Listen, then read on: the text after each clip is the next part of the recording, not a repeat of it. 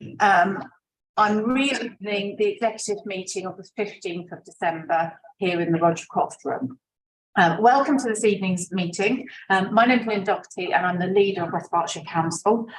Due to some technical issues with the chamber, this meeting has been held in the Roger Croft room tonight and over Zoom. So joining me in person are the members of the executive, Councillors Steve Arderwater, Councillor Dominic Bowick, Councillor Graham Bridgman, Councillor Ross McKinnon, Councillor Richard Sumner, Councillor Joe Stewart and Councillor Howard Wollaston. Councillor Tom Marino is joining us over Zoom. Members of Shadow Executive attending in person are Councillors Lee Dillon and Councillors Eric Pattenden. Members of the Shadow Executive joining us on Zoom are Councillor Adrian Abbs and Councillor Alan Macro. I can't see them, but I'm assuming they're there. Other members of the council who are also in attendance remotely can ask questions on any items included on the agenda. Members who are not on the executive are not able to vote on any of the agenda items. Please note that voting will be taking place at this meeting by show of hands. The officers in attendance include our Chief Executive, Nigel Lynn, and the Executive Directors, Joseph Home and Eric Owens here within the chamber, and Andy Sharp is joining us remotely. Sarah Clark is the legal advisor to the meeting, and I'm assisted by Sadie Owen, the clerk to the meeting, and Lizzie Reeves, who is acting as our Zoom host. Can we therefore move to item 1 on this evening's agenda, which is apologies?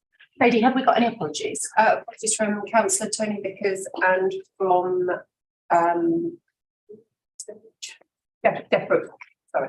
Thank you. In which case, can we move forward to item 2, which is the minutes from our last meeting of Thursday, the 3rd of November. I'm more than happy to propose these as an accurate reflection. Does that kind of stand there? Does indeed, Lena. Members, does anyone have any concerns with regards to those minutes that they would like to raise at this point? I see no hands, in which case can I please ask executive members to vote by raising their hand if they agree that these minutes can be signed as a true and accurate record of the previous meeting. Leader, that has been carried. Thank you. Can we therefore move to item 3 on this evening's agenda, which is the declarations of interest. Are there any declarations of interest?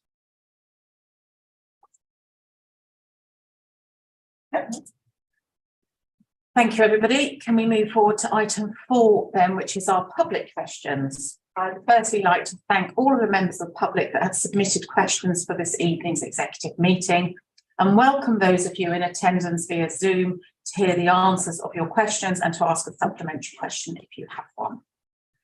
For those public questioners unable to join this meeting, I can confirm that you will receive a written response to your questions within 5 clear working days of the meeting. Your questions will appear on screen and will be answered by the relevant portfolio holder. You will then be given the opportunity to ask a supplementary question, but please remember that this must be to clarify the response provided and not introduce any new business. In accordance with paragraph 5.12.9 of the Constitution, where questioners have more than one question, only their first question will be answered. If after all other first questions have been asked and answered, and there is sufficient time, we will answer subsequent questions. Please note that the time limit for public questions is restricted to 30 minutes. And if your questions have not been answered in that time, you will receive a written response within 5 clear working days. The response given either verbally at the meeting or in writing will be published on the council website in due course. I understand that Mr. John Goatley is in attendance to ask his question, but all other public questioners are attending remotely to ask their questions. Can I therefore please invite Councillor Richard Sumner to answer Mr. Ivan Scott's question A on the agenda.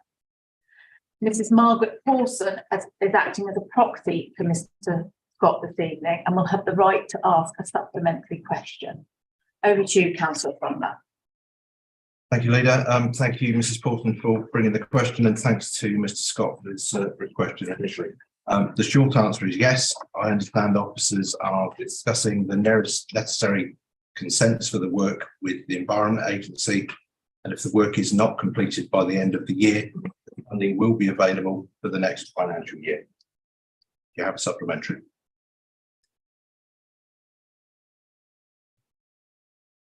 Mrs. Pawson with us, Sadie? Yeah, I believe so. Can you hear us, Mrs. Pawson? You're on mute, Mrs. Pawson.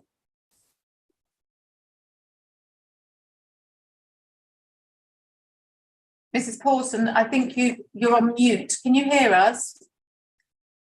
Because we can't hear you.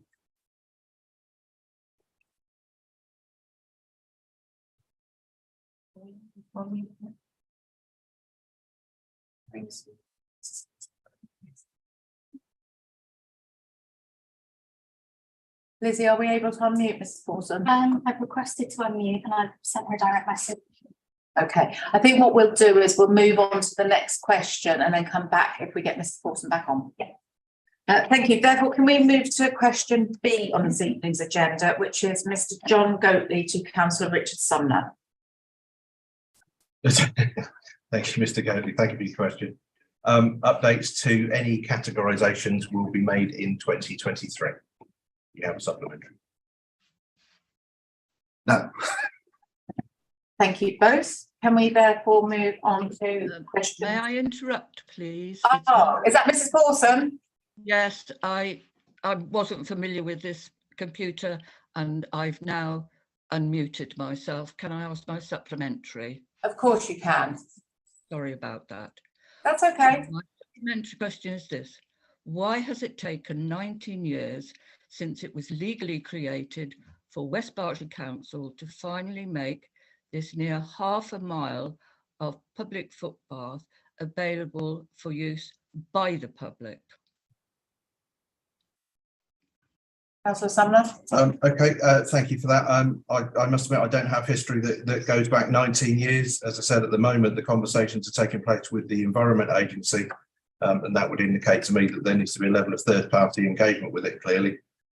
What I will do is ask officers to get some clarity on issues that may have occurred over that period of time, and we'll get that back as a written update for you.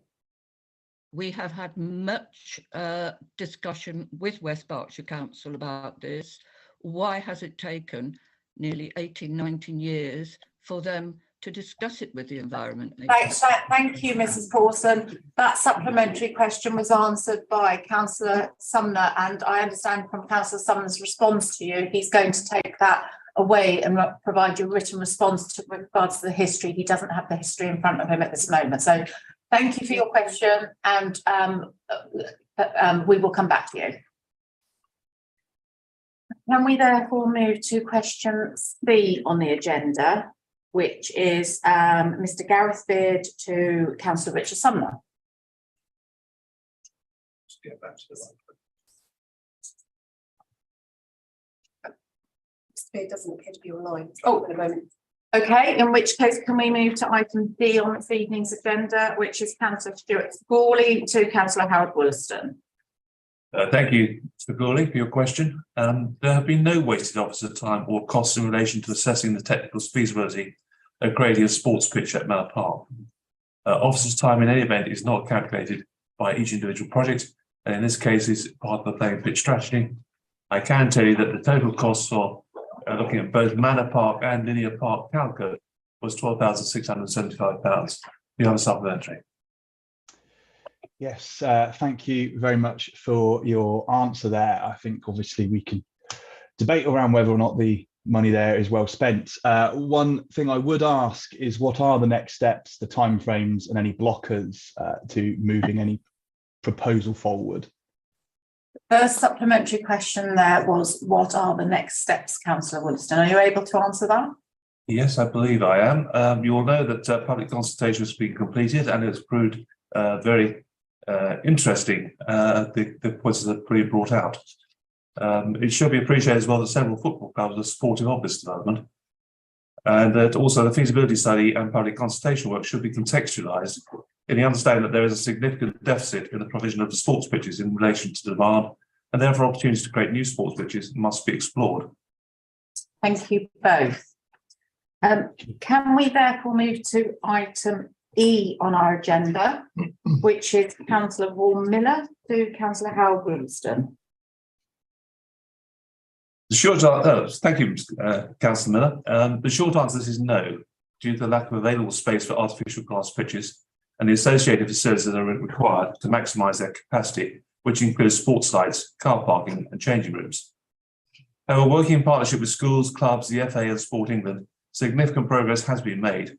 This has seen a new 3G pitch completed at Deanfield School. A new 3G pitch will be completed in 2023 at John O'Gaunt School in Hungerford, supported by more than £500,000 worth of funding from Football Foundation and a funding of £75,000 from the West Berkshire Council's Play and Pitch strategy.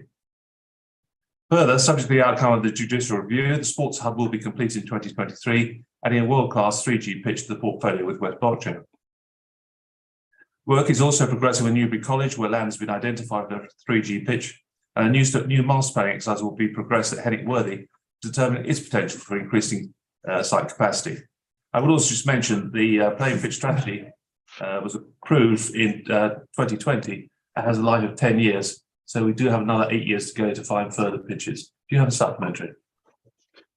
Yes, I do. I didn't quite get the number of sport pitches. You at the moment you're planning the sports hub and something at Hennick possibly, and something at the college possibly. Was that right? We've done Deanfield. John O'Gaunt is all got planning consent in Hungerford, and funding is arranged. You're right, we're also looking at Hennick Worthy, and we're looking at the college. Okay, so my supplementary then is where you've got school pitches that you've identified, or are these at the standard required to be usable for football pitches, for football matches, and are they available to football clubs to use on weekends, or are they only available for training midweek? The first question there, Councillor Williston, was, are these available for standard matches? Yes, they are. Thank you, everybody. Can we therefore move to item F on our agenda, which is Mr. John Goatley to Councillor Tom Marino? Good evening, Councillor. Good evening, Mr. Goatley. Sorry I couldn't be with you to answer a question in person, but I'll answer virtually for you. The figures for sickness absence, both long-term and short-term, which is stress, depression or mental health related for 2021-22, 36.4%. Do you have a supplementary? Yes, is that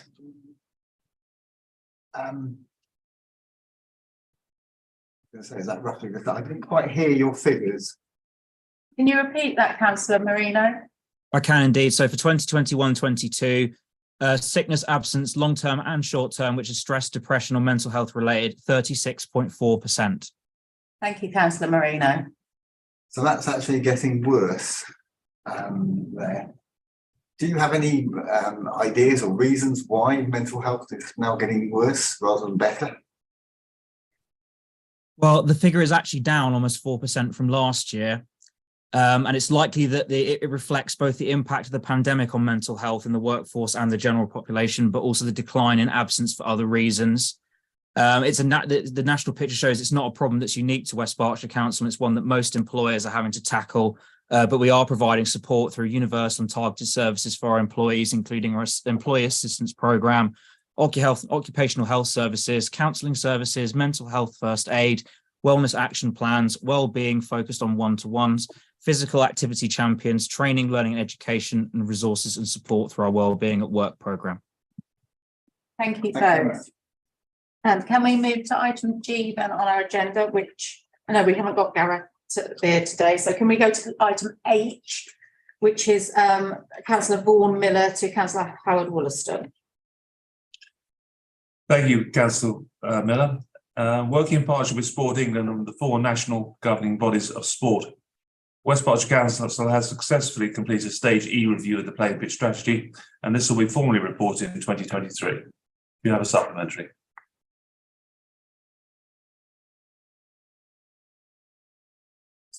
Mute, Mr. Miller. I'm muted. I forgot to mention in my first question, happy Christmas to you all, and keep on doing a good job. So it's planning a review this year. So it's been around for 3 years, and you're planning review in the next year, right? The planning review has been completed and will be reported on next year. Okay, because I couldn't find anything on the website of any updates to the playing pitch But I strategy. give you a reason. I'm afraid I know COVID is blamed for a lot of things, but in this case, it's genuine. That's what's delayed the planning review. Okay, thanks very much. Thank you, everybody. Can we move to item I on our agenda, which is Mr. John Goatley to Councillor Richard Sumner. Mr. Goatley, thank you again for your question. We are aware of some ponding in the Little Car Park during heavy rainfall. We're not concerned that this constitutes a flood risk to surrounding areas or is a failure of the subsystem that's in place. Do you have supplementary? Yes, I mean, also there is a failure of the subsystem because the void underneath Liddles is perfectly dry, which is meant to fill up first. But anyway, I'm rather concerned that this is just one of at least 4 places that I know of where such conditions have not been met before starting work. I do hope this isn't going to happen on the London Road Industrial Estates, because otherwise you'll be evading a lot of JRs on it. So have you got that in mind, that conditions need to be met before work starts? Yes, I understand what you're saying. Okay, thank you, everybody, for your questions. That concludes this evening's public questions. Can we therefore move to item 5 on the agenda, which is petitions? And I'm not aware any petitions have been handed in. In which case, can we go to item 6, which is our Capital Finance Performance Report, Quarter 2? And Councillor McKinnon, I believe you wish to introduce this report. Yes, I'd like to propose the recommendations, please, Leader. And does that find a seconder? It does, Leader. Thank you, Councillor Berwick. Over to you, Councillor. Thank you very much. Yes, so this is the Quarter 2 Capital Financial Performance Report. We on the executive, of course, are rightly proud of our capital programme, which invests in the future of our district with new schools, improved roads, active transport infrastructure, outstanding new sports facilities, environmental projects, and much more. The projected capital investment for the year is £53 million. This is a forecast underspend of £19 million against the approved capital budget back in March. Now, I've said before in these proceedings that underspend doesn't mean that the projects have been lost, merely delayed. The vast majority of these projects will be delivered in the next financial year. Now, there's a range of project-specific reasons for delays, some quite large ones. The Graiseley Solar Farm project, Bloomfield Patch, £2.7 million of that has not been spent this year, and that's reprofiled into next year. That project will provide low carbon energy and financial benefits to the council. Various transport improvements have been delayed, notably the Robin Hood roundabout and A4 improvements. 1.4 million was intended to be spent this year, which will now not be. And 3 million towards the Downland Sports Centre is on hold pending a review of the overall leisure strategy. Now, we are conducting a review of our 5-year capital programme to better assess in which years each of our projects can be delivered, and the results of which will be included in the capital programme in the budget in March. A full list of the projects reprofiled can be found on page 39 of the pack. But all in all, our vital capital programme remains broadly on track to deliver outstanding new amenities and environmental improvements for all of our residents. Thank you, Councillor McKinnon. Members of the executive, do you have any questions for Councillor McKinnon? Councillor Berwick, are you wishing to reserve your rights? I'll reserve my rights. Thank you. Members of the shadow exec, any questions? Yeah, you're allowed to reserve rights. That's on the motion, you can reserve rights. Second, did you second it? So yeah, just a couple of questions, if I may, Leader. So the reprofiling or carryover into next year, is the budget figure from the start of quarter 1. However, the actual cost to reprofile it will probably be more because of inflation. The interest rates have gone up again today, so borrowing costs will cost more, for example. So when you're reprofiling that money, where's the calculation of the cost of reprofiling? So the expected new cost because you've reprofiled it into a new financial year. That's a good question. I'm just going to look to my executive director here. Do we just roll forward the original costs, or do we uplift it for inflation? Do in general just roll forward the cost, but it will depend on how progressed the scheme is, because some of the schemes will have already gone out for procurement, for example, which we've got some cost certainty. It will depend on the reason for the delay. Yeah. So there could be an element of increased costs as a result of reprofile. So could we have a breakdown of the projects that are reprofiled to understand which ones of those are already at contract stage, which are harder costs versus projects that haven't been awarded and so have got additional cost risk associated with them? The list of reprofile projects are in the pack at page 39. They're not at contract awards. No, that's exactly right. I'll need to have a discussion to see how feasible that is. It's not a huge list of projects, so we'll certainly investigate that point. Okay. I'm a bit disappointed that it has to be looked into rather than provided to members of the authority. And then that you'll look into doing it rather than just saying yes. I'm not saying I'm not going to do it. I'll see how feasible it is, and if it's feasible, we'll do it.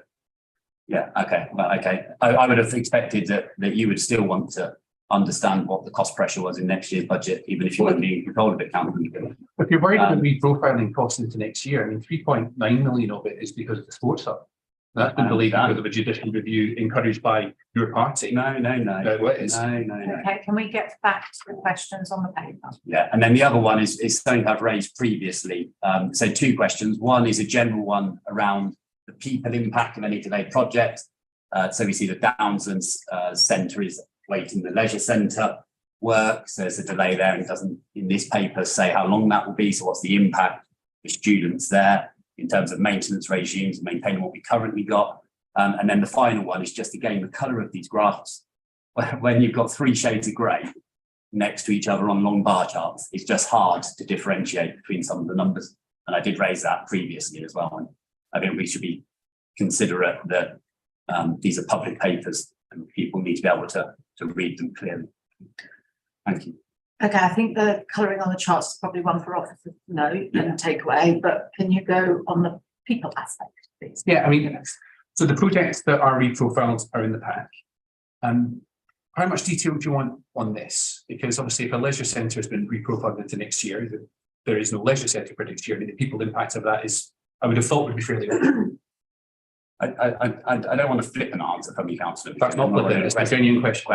What I'm asking is like I've asked for any of these type of projects, when something's not being delivered, is there any people impact on any of those not being delivered? Is there any contingency measures that you've had to put in place because something hasn't been delivered? Maybe it's an unreasonable question. It's one I ask every year as a generic question around capital and the impact on people, not just on the finances of this report.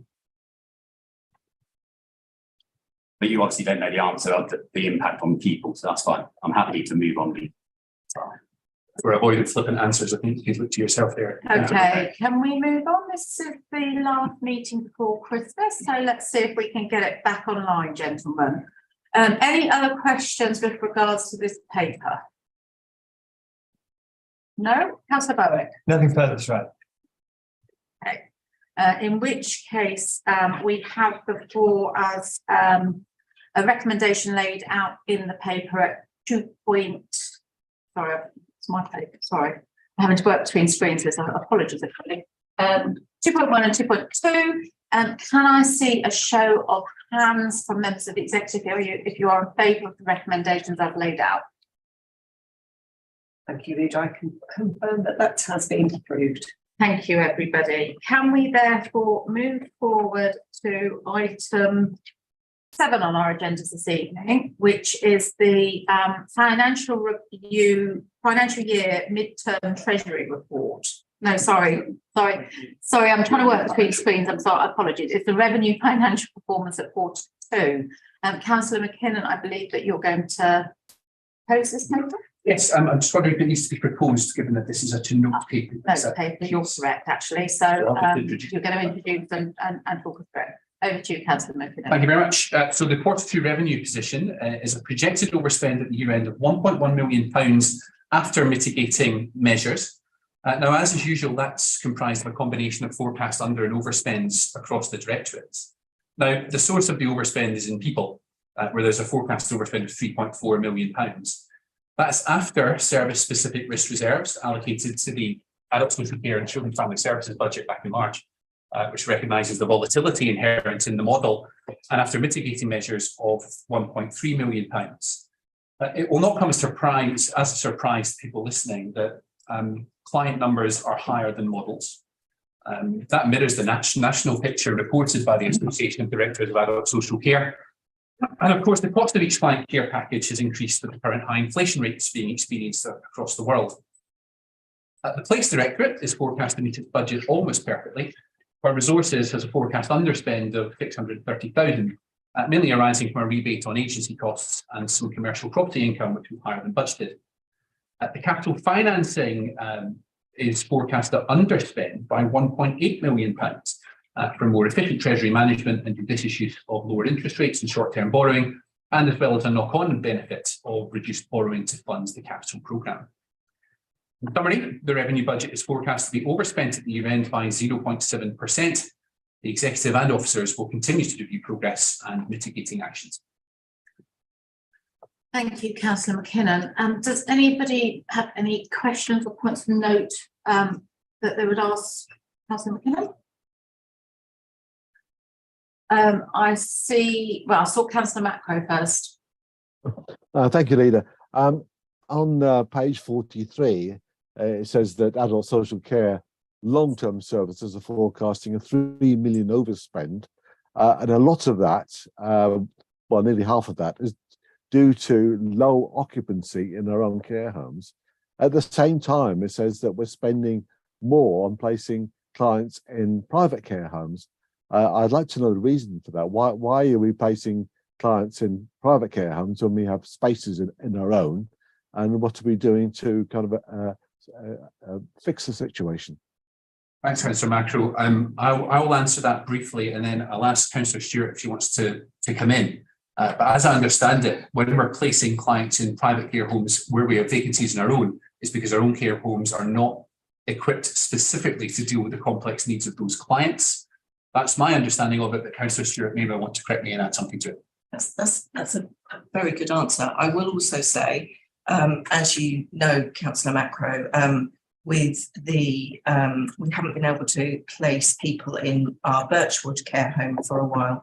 I'm pleased to be able to say that actually now we can, because the CQC actually changed our rating back to rated as improving.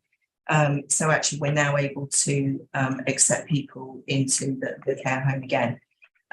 But it's not just Birchwood, as Councillor McKinnon says, even in some of our other care homes, if it's not suitable for the family, for the individual, for those care needs, then sometimes we have to look outside and we just can't do anything about that. Okay, thank you both. Can I just say, Leader, that that is good news about Birchwood. So Okay. I'd like to commend all the officers involved and staff involved in that. Thank you, Councillor Macro. Councillor Pattenden. Thank you, Leader. A few diverse points, if that's okay. Firstly, if the model can't take into account inflation, and it can't take into account what for most people will be a pretty obvious increase in demand, is the model really fit for purpose?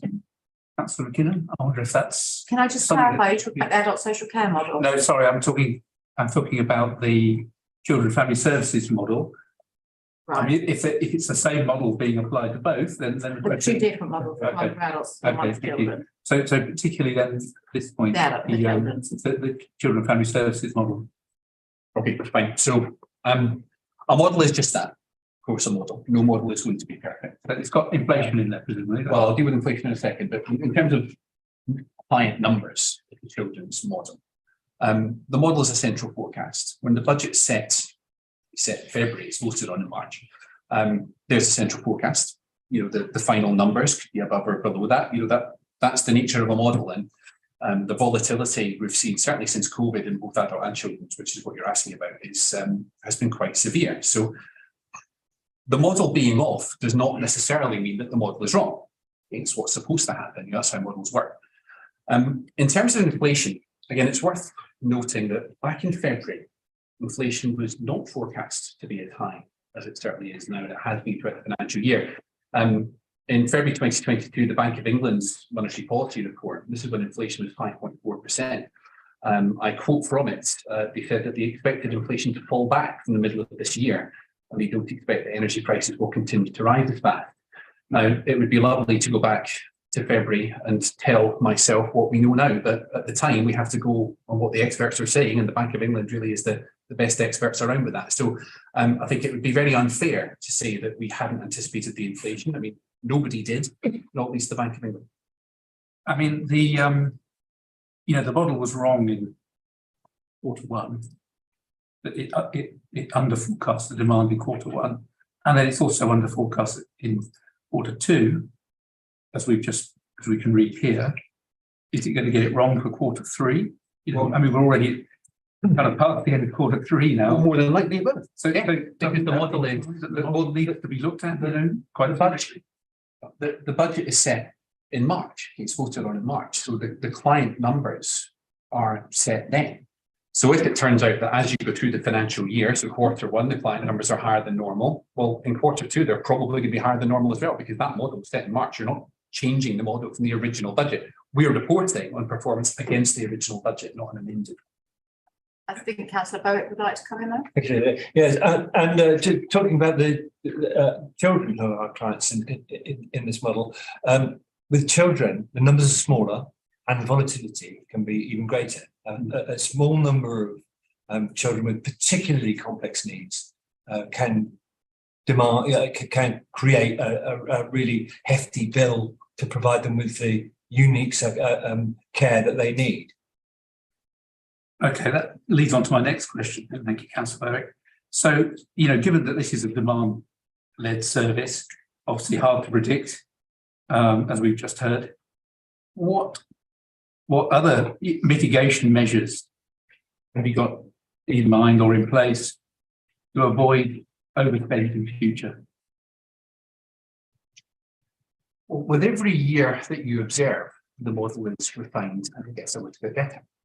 It's getting worse. The figures are there. Well, what do you mean it's getting worse? Well, it's failing to predict each quarter, as far as I can see, what the demand is going to be, and that looks like it's. But the model was set in February, so the client numbers were modelled in February as part of the process. Look, I mean, it sounds like you have a wonderful crystal ball, but you can't perfectly forecast these things. With children's, as Dominic, as Councillor Bowick correctly says, the cost of a care package for just one individual child can be astronomical. It can be huge. So your model could be 2 or 3 children out, and it has a massive effect on that Children and Family Services budget. So I think that you're being slightly unfair towards the budget setting process. And what I would just come in on there and say is, with regards to when we're looking at the modelling, we set aside a risk reserve for this very purpose of the modelling and the fluctuation within the model, because we recognise that there will be changing demand within children's services. And this has happened nationally. This is a national situation which is experiencing by everybody an increased demand, which I think is probably the longer term impact of COVID. And then the mitigation around that is, how do we actually manage some of those place costs? And what we've done on that is the McAllister report has actually identified place costs as an issue going forward, Councillor Appleton, and is recognising that nationally we need to look at children's placement costs, because every local authority up and down the country is having those issues with regards to how we meet the increased demand, which increases placement costs. Those placement costs are also subject to inflationary pressures as well, just as we're seeing every business across the organisation having additional costs attached to them. So I think, it's been a really unprecedented year, but the risk reserve has always been built in as the key factor around mitigation. And then the other key factor around mitigation is, what do we what do we do on the preventative side to stop those children coming in the first place? And that's why we continue to invest in the family safeguarding model and looking at what we can do to prevent those children coming forward in the first place. We're kind of veering off this revenue paper into children's numbers, and that's why I'm sort of conscious. Can we go back to the revenue paper? Happy to take a conversation around children's pressures in children's services outside of the revenue piece. This is, you know, at any time council happens to. So I mean, that was the point of my second question about the risk mitigation, but you know, that wasn't forthcoming. So thank you for mentioning that. I've got a final question. So, yeah, what are you doing to make sure that West Parks gets a fair funding settlement from central government in order to avoid this sort of scenario? Well, we've lobbied ministers quite forcefully over the last few months. I think I've written, and the leader's written, I think, more than once. I was actually on a webinar with Lee Rowley, the minister, on Wednesday. And well, the government is the government's increasing the overall adult social care grant by £2 billion, our allocation of which is still to be determined. But we've made our feelings very, very clear, and the ministers are under no illusions about the requirements for a fair settlement. We expect that settlement out on Monday or Tuesday, so we hope that that's paid dividends. Yeah, fingers crossed. any other questions on the revenue paper? I don't want to go into the detail of it, just in terms of that mitigation side, because it is absolutely, it's about saving money, but, you know, and the question is around the children's services. It's that, how are we working differently? How are we forming other partnerships with other local authorities so, you know, we can drive down the rates ourselves? Could we host, and I've raised this before, I think it came up in the York House debate as well, you know, could we be a host and provide the services and run them and then charge other local authorities? That's where we were coming at around cost mitigation. I think Councillor Barrett put quite a lot of different. Yeah, I mean, we have tried that, Councillor. You'll know that at Castle Gate that we used to offer beds to Hampshire and to Oxfordshire, and what's happened there is the demand has increased, so that we no longer have the capacity to offer the space. And then going back to what are we doing about trying to level the profile? You'll know that we've opened 12. We are opening 12 spaces for places for secondary age children with SEMH in Thea, and we're looking at doing a similar, offering a similar setting for primary age children at Kennet Valley.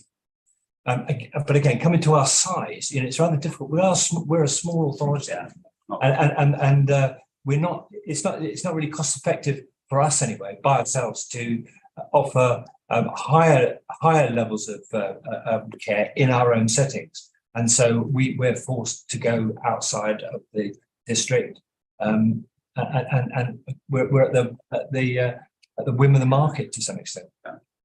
I'll just add to that, if I may. No.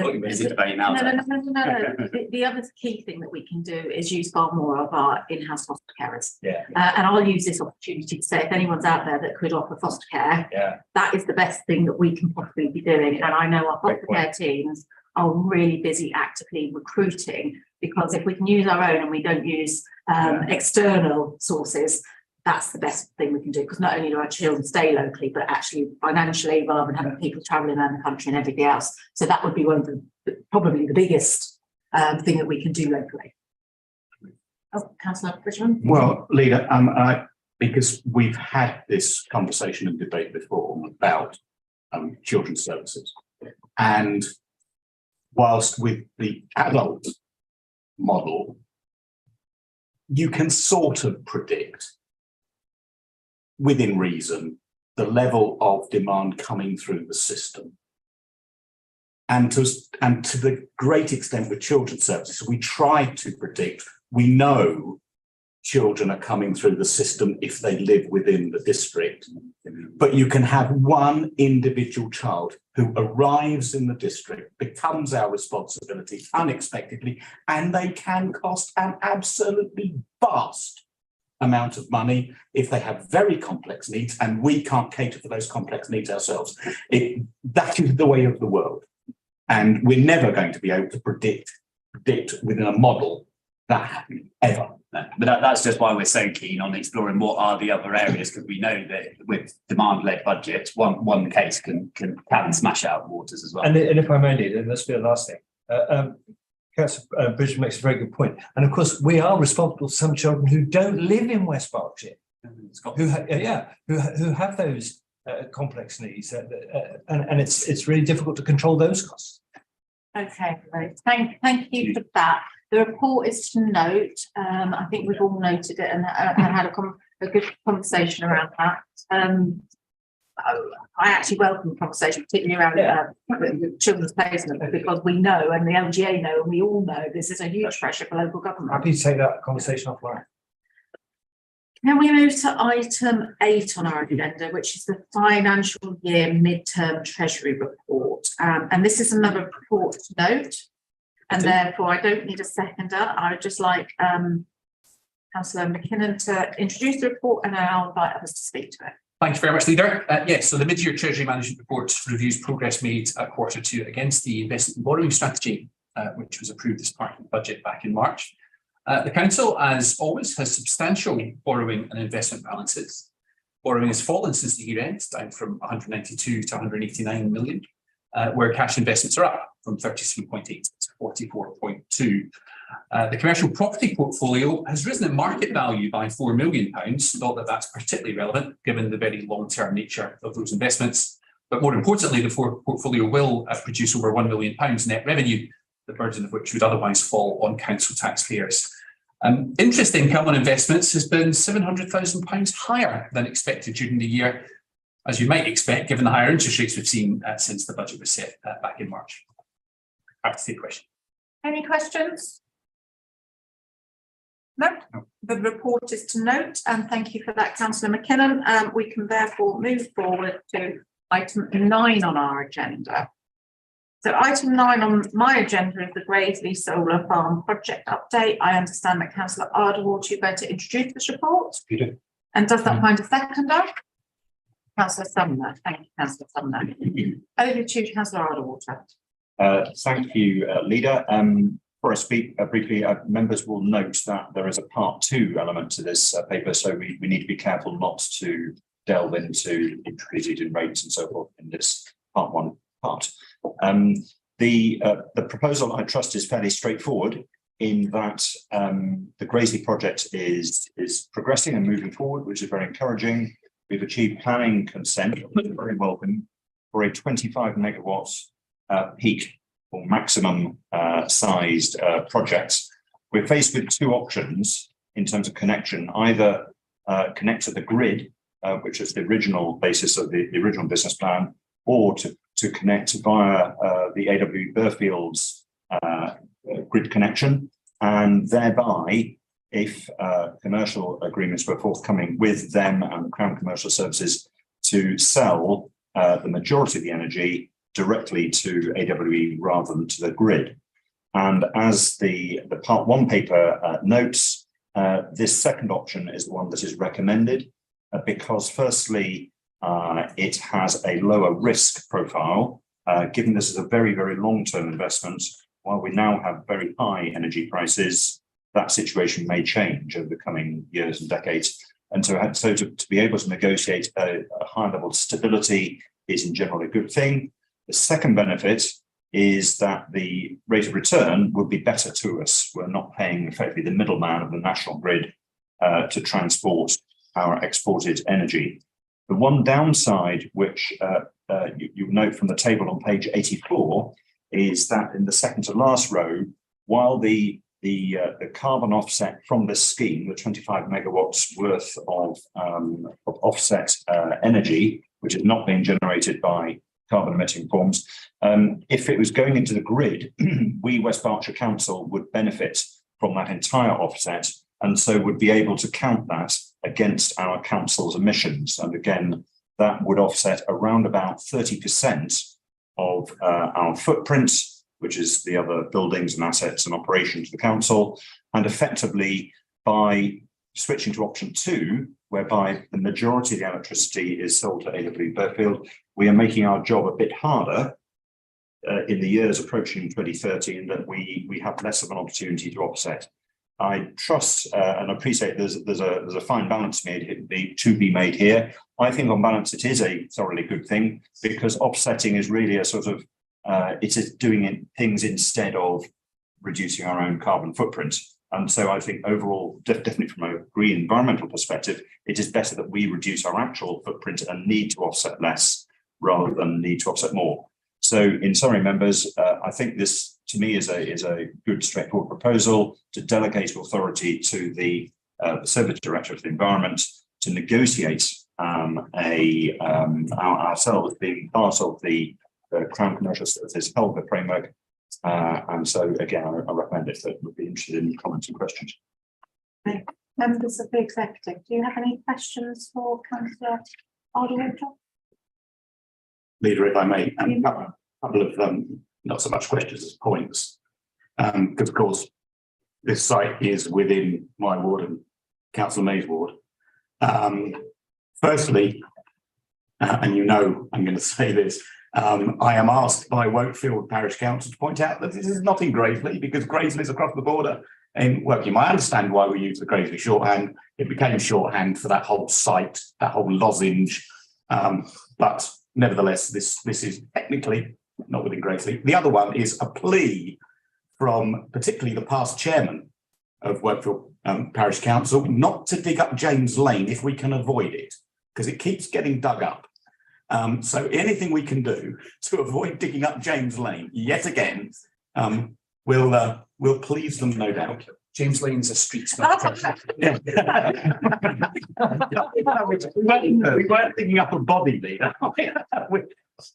But that is one possibility for the line of the cabling, and anything we can do to keep it off that land would go down very well with the residents of Wakefield, I can assure you.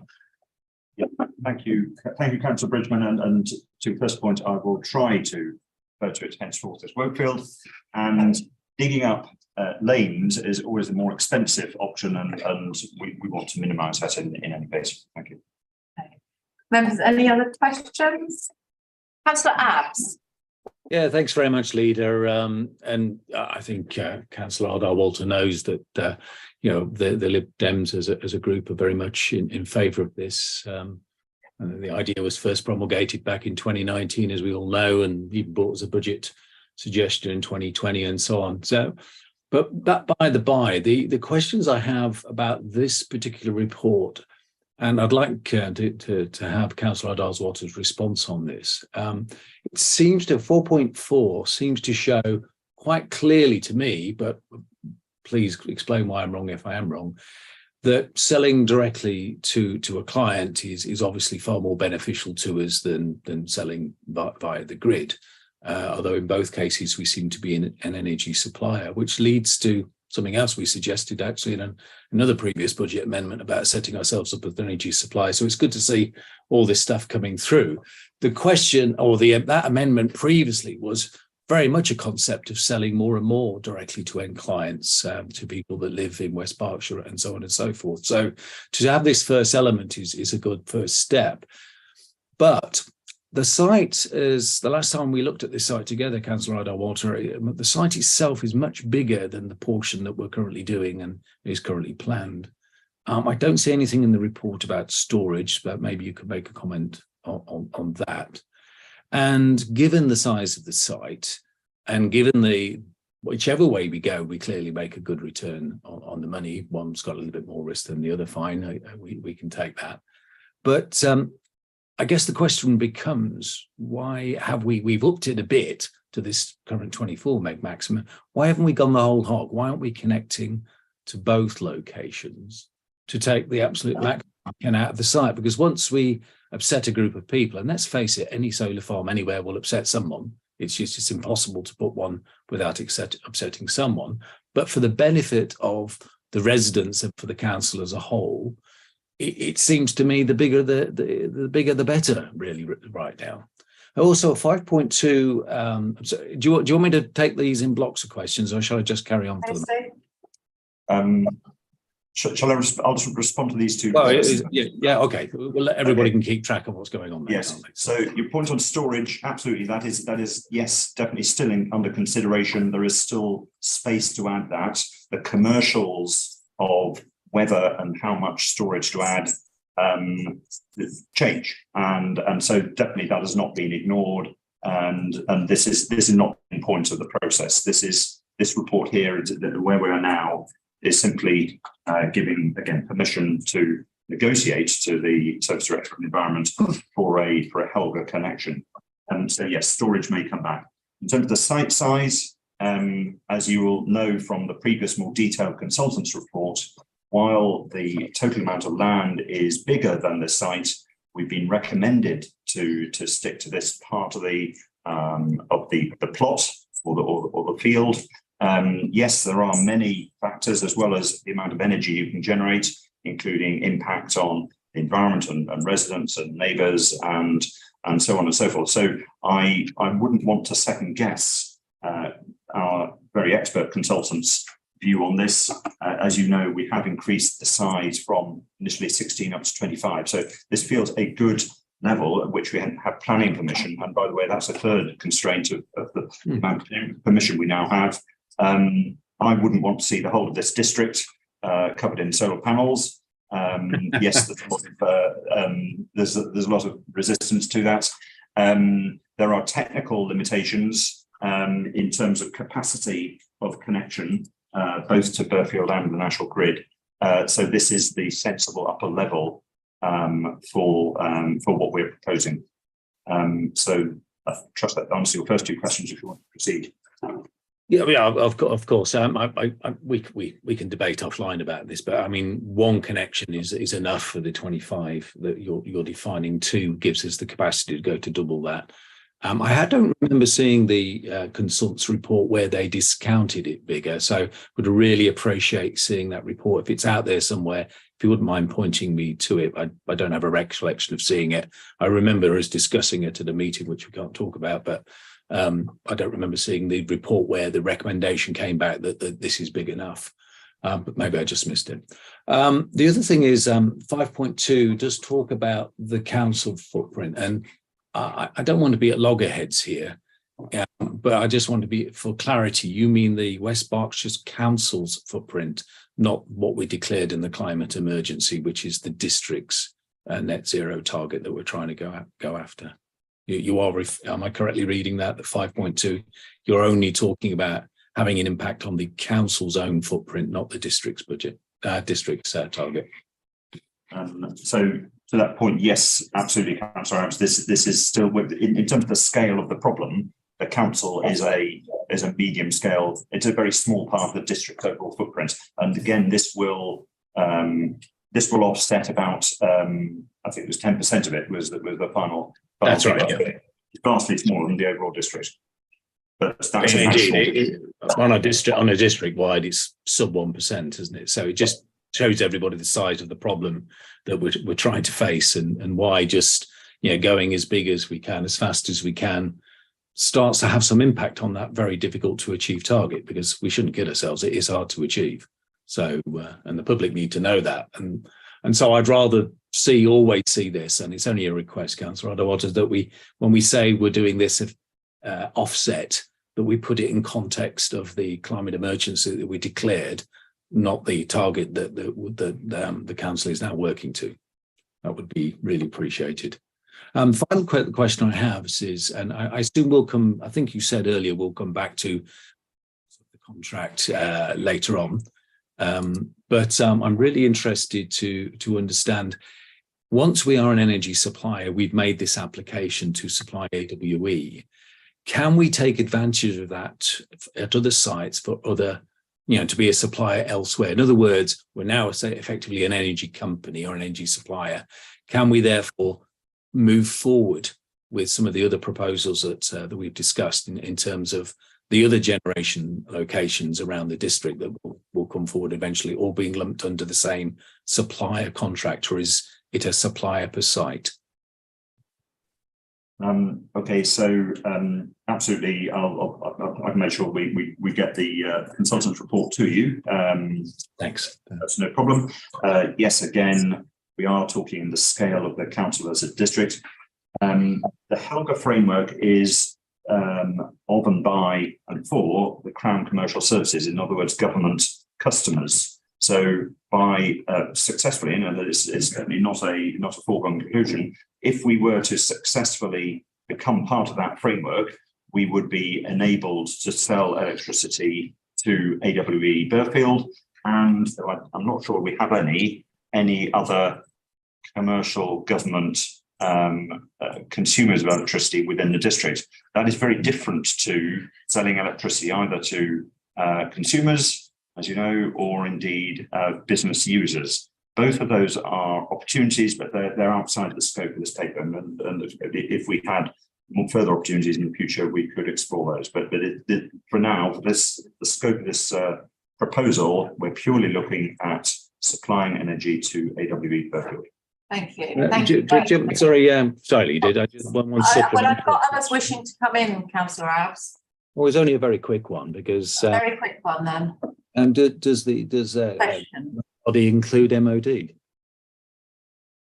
MOD is the government department which controls AWE. So yes, it is. Yeah. So we do have other facilities we could supply to. So, okay. Thanks. Councillor Dillon. Yeah, thank you. I wanted to talk in support of the proposal, really. I think what's quite interesting is under item 6, other options considered. And it talks about using the solar farm for sheep farming during its life as well, and actually a biodiversity net gain score. So I think whilst we don't want to see the whole of West Berkshire blanketed with solar panels, actually, when they're in the right place, they deliver more than just clean electricity or clean energy. They can actually have a positive environmental impact on that area as well. I think it's important that we note that it's not carpeting over fields with panels. And then I think the other thing I would say about whether we choose to use it as an offset or not, that energy is going to always be used, and at least now it's going to be clean green energy that's being used. And you know, as a whole country, and we're going to have to all get to that position eventually, whether it's they go first or we go first or we offset it or not. The fact of the matter is there will be more energy produced in West Berkshire that is cleaner and greener, and we should welcome that. Okay, thank you. Thank you, everybody. The report is to note at this point because the decision will take place in part 2, and then that decision will be published on our website within 5 days of the meeting. So let's move on then to item 10, which is the contract award for children and young people. Again, this is two parts of this paper. So there's a financial discussion available in part 2. But Councillor Berwick, would you like to introduce this report? Yes, thank you, Leader. And does that find a seconder? It does, Leader. Thank you. Thank you. Back to you, Councillor. Thank you, Leader. We have a responsibility to our children who have EHCPs, education, health and care plans, to provide certain therapies as set out in the plans. These sorts of things are typically speech and language therapy and other therapies. We have a contract for the delivery of those services, and in renewing that contract, we've entered into an inter-authority agreement with Wokingham and Reading, and this paper seeks agreement to award the contract. Okay, thank you, Councillor Berwick. Any questions for Councillor Berwick? Councillor Pattenden. Thank you. Yeah, we're in principle very supportive of this proposal, Councillor Berwick. I've got some questions about how this covered and how it would run. I mean, firstly, we note that this proposal talks about the benefit of early identification of problems, and so therefore children being able to benefit from early help. And we think that's absolutely fundamental to helping children with all sorts of problems, not just these sort of therapies that are being referred to here. And we think actually that's something that's been lacking in in the administration's approach for a long time. For example, as seen with the cutting of youth service funding. Oh, but that's absolutely not true. Can we stick to the paper this evening, please? You're Sure. invited to have a conversation around paper here this evening. It's okay. There's a reference made to families being able to self-manage children's development, and that's one of the approaches that will be adopted by this. I wonder what would make it difficult for a family to self-manage their child's development using this approach. This paper is about awarding a contract for the provision of specific therapies that have been defined in a child's education, health and care plan. Sure. This paper is not about how those plans are developed and the wider education and health of the child. This is specifically about a contract to provide specific therapies. I've just got a couple of questions about the service that will be provided by this contract. That was all I was trying to get from you. I mean, for example, as well. So the paper in 5.18, it says that this is a statutory service that is required by the council. But it says that despite that, there are children that haven't received a statutory service that they should have received. And I wondered how many children haven't received their statutory service that they should have received. I can come back to you. Okay. Please do.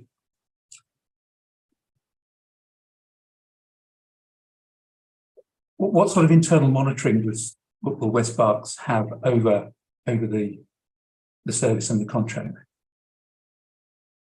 Well, we have our normal contract management approach. Okay.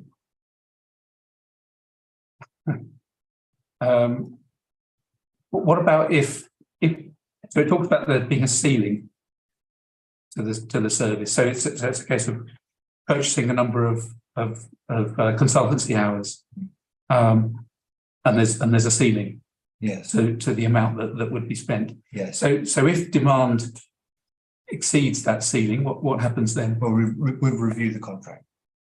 We have that statutory obligation. We have to deliver the service. Yeah. But for contractual purposes, we scoped it so that the supplier could provide a price. I mean, we couldn't reasonably we wouldn't want to reasonably enter into a contract with an open-ended demand. I'm just wondering what would happen if for example 100 hours, we have a demand of 100 hours and the service can provide 100 hours of and then somebody comes along and they now need 101. A different child comes along, they're the 101st child, they're not covered by this service. What are we going to say to the parents, to that 101st child? Okay, well, if we were at if the contract was at full capacity, running at full capacity, already we would have reviewed the contract. Good. Okay, thank you. And just to your earlier point about, if I may, Leader, about monitoring, essentially, don't forget that these children will be that. Of course, some people will be home educated. That is parents. That's parental right. But these children will be learning in an educational setting, and so their performance, their teaching will be monitored by the schools. Okay. It is actually detailed out in 5.16, Councillor Passenden, about how that will be managed as well. Oh, Councillor Macro next. Yes, I was going to ask about how we're going to monitor the quality, but I think that's now been answered.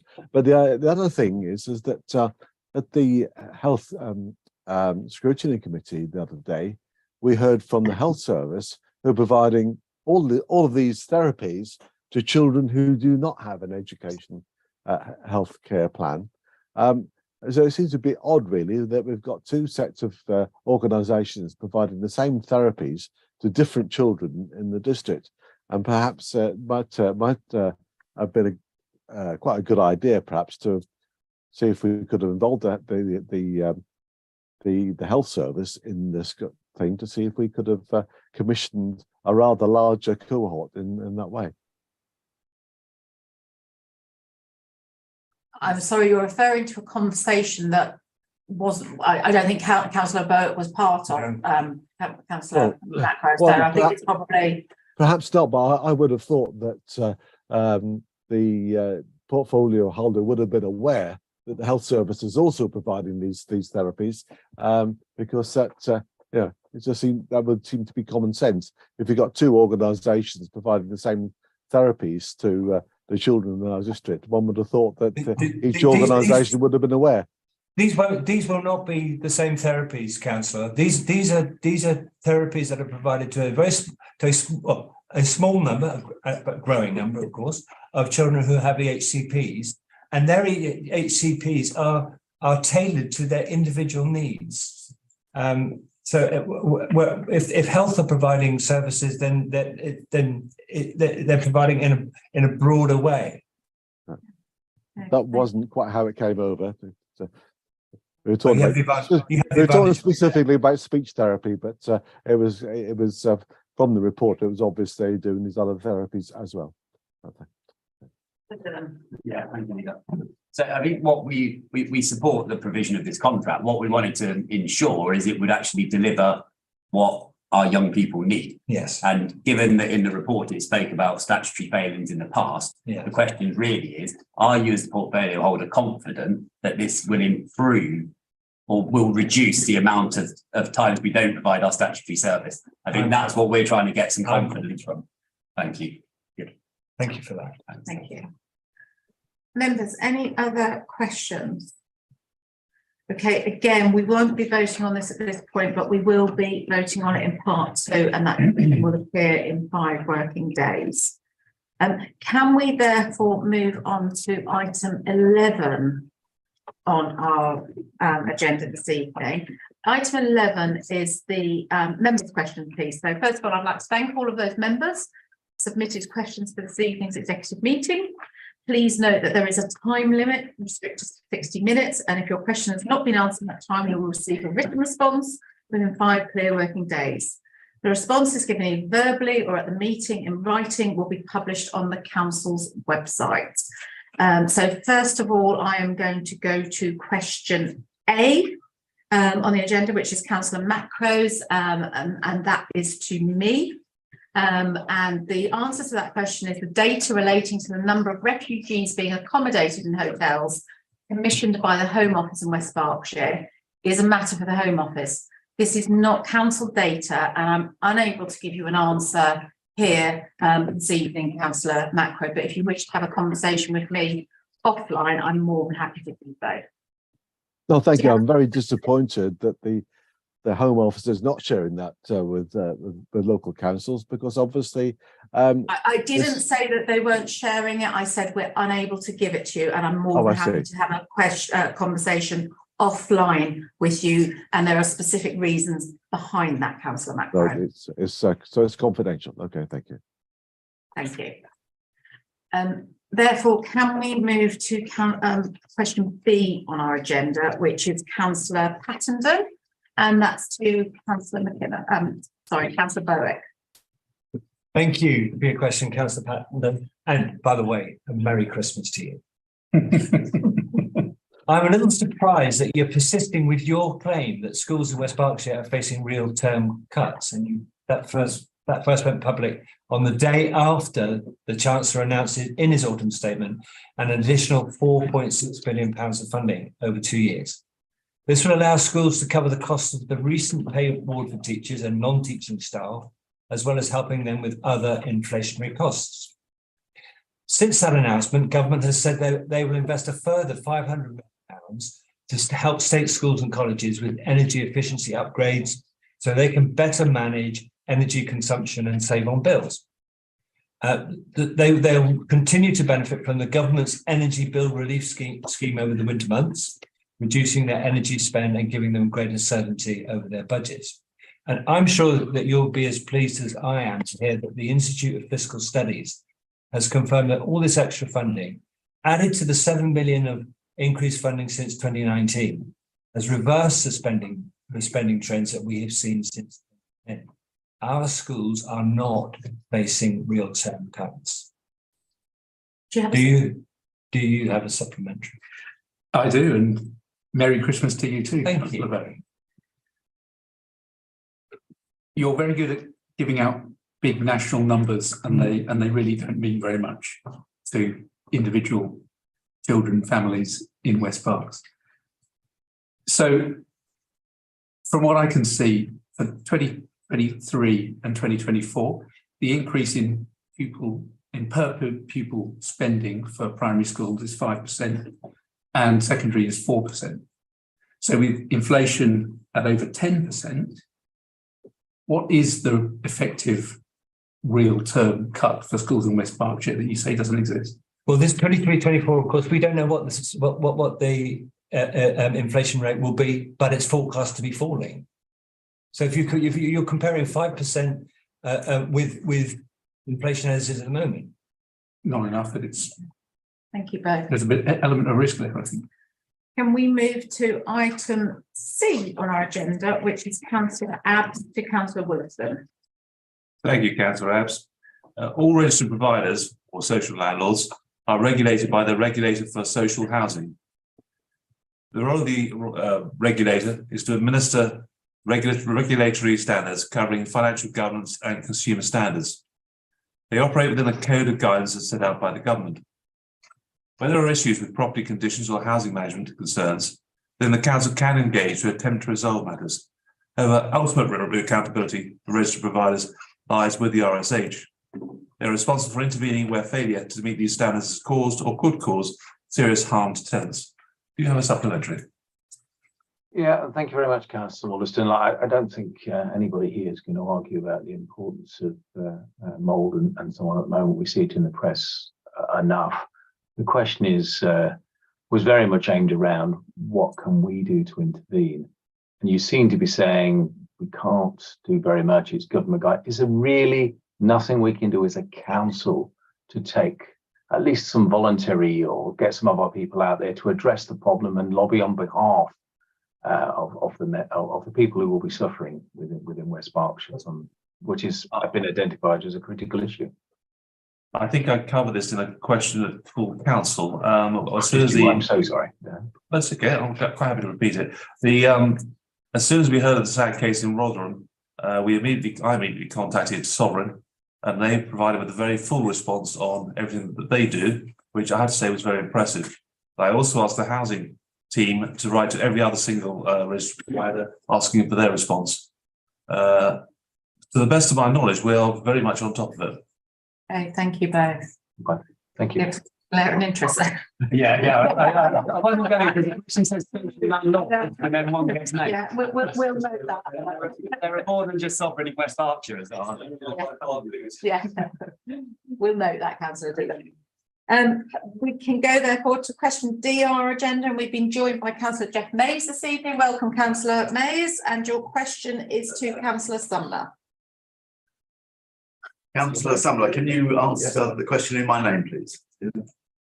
Thank you for your question. The council does, as they maintain a register of assets, including structures and other features that are considered to have an effect on flood risk within the district. The information is available to the general public on request.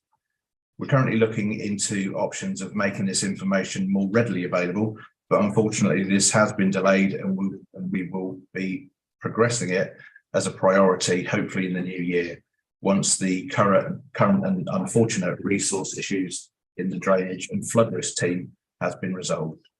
Do you have a supplementary? Thank you, that's fine. Yes, I do have a supplementary. When the GIS is updated and when it's available to the public, it will show, the pluvial, that's the rainfall, and fluvial river flooding, and also the depth below ground surface water levels from the water table. That's the difference between the two, the ground level and the water surface in the water table. And this is for the benefit of developers and for planners when they're assessing the need for SUDS provision and for dewatering construction needs. Is that likely to be available in the future? Okay, thank you. I don't know what level of detail they have available to them at the moment, but what I would say is that whatever we have, we will provide. We certainly won't hold any level of information back because there would be no point in doing so. But I think what we could do is make sure that we include that in an appropriate meeting and we can have that conversation with officers and make sure that, I bow to the knowledge that you have on this stuff, and it obviously goes back a long way, and we're grateful for you bringing it forward. But let's have that conversation with them and we can make sure we share whatever we've got. Good, thank you very much indeed, and happy Christmas to you all. Thank you. Okay, can we move to question E on this evening's agenda, which is Councillor Dillon to Councillor Bridgman? Thank you, Leila. Councillor Dillon. Well, as you know, happy Christmas. Thank you. I was waiting for that. We're doing a number of things generally in relation to cost of living, in particular through the cost of living support hub. And that's providing advice and practical support for residents in financial hardship. But in relation to the question of domestic abuse, and as your question recognises, the festive period can be a difficult time for family and relationships. And it's not the only tense time that occurs during the year, but we know that there are additional stresses that might exacerbate abusive behaviour. And saying that, none of us should in any way be seen to be excusing domestic abuse, however trying circumstances might become. So what's the council doing? First, we want, to the extent that we can, to reduce the financial tensions that might lead to issues. And there's a range of information, advice and support available through the hub. More specifically, with regard to domestic abuse, A2 Dominion provide the council's domestic abuse services, and we're ensuring that there continues to be a timely response to any calls to the DA helpline, with support and intervention being provided as necessary. On top of that, West Berkshire's Refuge currently has spaces available, so we'll be able to accommodate those at high risk needing to flee a particular situation. And there are other accommodation options available accessible through Council's housing department, specifically temporary housing, priority need on the housing register, and the Safer Spaces scheme. Domestic Abuse Board meets regularly, as you all know, and along with Council's social services, housing departments, has significant representation from a variety of bodies, including police, A2 Dominion, a host of voluntary and charitable organisations, the NHS, and very importantly, alongside survivors of domestic abuse who are able to help our professionals understand the impact of abuse and support the council where we need to do that in respect of outreach. I can assure you that the cost of living is high on the agenda of the Domestic Abuse Board. So first, we signpost to the advice and assistance, in particular in relation to financial issues, to seek to reduce tension. If that doesn't work and we have to prevent and protect any victim of domestic abuse, and there's a range of information, and I say to anyone, go to the West Berkshire website, look up the cost of living hub, and there's a whole range of stuff, not only in relation to financial pressure, but also a lot of stuff about domestic abuse. There information available. Do you have a supplementary? So thank you for the thorough answer. I tabled this question as a public information question because we're coming up to a pressured time of the year. And what I was hoping for is, as this is the last meeting of the year, that maybe your answer would be expanded upon in the local press so that residents will be able to read about what services are on offer as we come to an area or a time when we start having very long out-of-hour experiences with the bank holidays, etc. So thank you for your answer. And thank you for enabling me to, indeed, thank you for enabling me to say that. Public, and I do hope the press picks it up, because obviously we want to achieve two things. One, we want to make sure everyone is aware that that information and assistance is there. But if there are issues, we want victims of domestic abuse to be aware that there is support available. Thank you. Good, thanks. Thank you both. Can we move then to item or question F on our agenda, which is Councillor Macro's question to Councillor Stewart. Well, happy Christmas, Councillor Macro. I feel I need to start that. And now we're to a very serious question. So thank you for asking this question. I can often be heard to say amongst my colleagues that I don't often get to talk about adult social care. It's sad for me though, however, the nature of this question, but thank you for answering it. So for asking it. As you would expect, we have expressed our sincere condolences to the family of this gentleman and have also communicated with the families of the current residents of Birchwood so that they know the work that we are doing. In the case of Birchwood, we have made substantial changes already. This includes changes to relevant policies and processes, changes to personnel and the management structure. We have a dedicated and comprehensive ongoing improvement programme for Birchwood to drive up standards across all of the areas which affect the wellbeing of residents.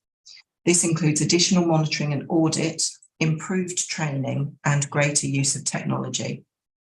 As portfolio holder, I have been meeting regularly with the key managers responsible for driving forward the improvements, and I can absolutely vouch for the commitment they have shown to maintain high standards and ensuring we are providing good quality care to all of our residents. And thank you for your comment earlier to thank them in what they've been doing. Senior officers and fellow members also share this commitment. The learning is being used to inform how we practice in our other two homes also. The executive will be aware of the national picture in adult social care and the significant difficulties facing local authorities in the areas of staffing and resources in particular.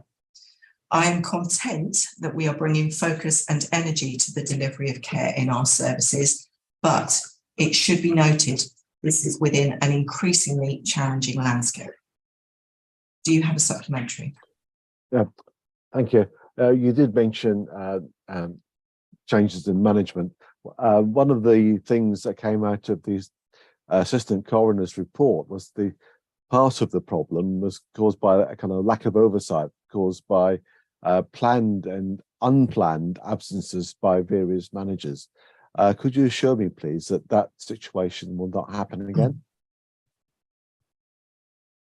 I would never assure anything in terms of there will be moments where there may be days where there needs to be changes in terms of who is on the ground on a day-to-day basis. But what I will say, the changes in the structure, the oversight that we now have, the additional oversight, is a service manager who is responsible for all of our care homes and also the shared lives service as well. She spends a lot of her time at each of the individual care homes. She is responsible for auditing, for having the conversations with each of our registered managers in those homes around the auditing. And she is the one that is on the ground with them, helping them develop their plans, helping them to improve where there have been some gaps and we know that those need to be addressed. So I'll give you my personal opinion about this. This feels like a really good oversight situation. I can't say to you 100% that there will never be a situation where we might have somebody that is not in the place that they need to be. But what I can tell you is that we now have that additional resource there to be able to step in those circumstances. And hopefully that gives you that reassurance. Yes, thank you. It does. Thank you. And I'd like to wish you a happy Christmas in return. Thank you. Thank you. Thank you, everybody. Can we move to our final question then this evening, which is Councillor Abbs to Councillor Wollaston? Councillor Abbs, can I firstly wish you a very happy Christmas, as everybody else seems to? Thank you for your question. Throughout the year, there's been a steady increase in households being evicted from private sector tenancies, not just in West Berkshire, but across the country. It is not currently possible for us to determine this is due to cost of living impacting either the landlord or the tenant. I have asked the housing team for more information and will share this with you when it's available. Do you have a supplementary? Yeah, no, thank you very much, and Merry Christmas. I was going to say bar humbug there, but you have to be a bit different. Merry Christmas. Yeah, I mean, we all understand the importance of this issue. Obviously, the not knowing is of a slight concern, and so the sooner that we do know, the better we're able to plan. And that's really, I guess, the supplementary would be, given that we don't really know at the moment, how can we be sure that we're planning for the, well, we can't be sure, I suppose. How are we going to make sure we have enough support? Or are we just going to, do we have any modelling that we can get from anywhere that will help us plan for this likely scenario? The only sort of information we have is when obviously the housing team is approached direct by people, particularly tenants in distress. And we're also aware of a number of landlords who are becoming distressed sellers because of the increase in mortgage costs. Again, as I said earlier, I'm very happy to share what information we can pull together, which I suspect will be early in the new year with you. Very much appreciated. Thank you very much. Thank you, everybody. Members, we are about to move to the exclusion of the press, but before we do so, as has been stated throughout, this is our last executive of 2022. It's our opportunity to thank everybody for their participation over 2022 and to wish everybody a Merry Christmas. There's been a lot of it in the room tonight, and I'm pleased to see that, but to wish everybody that has joined us remotely throughout the year a very Merry Christmas. But with that, I will move to item 12, which is the exclusion of the press. Does that find a seconder? So seconded. In which case I would ask the members to agree by voting that the press and public leave the room in accordance with 12A of the Local Government Act 1972. Thank you, Leader. I can just confirm that has been approved. Oh, you're very welcome to stay. Our dream host to confirm when the live recording has stopped.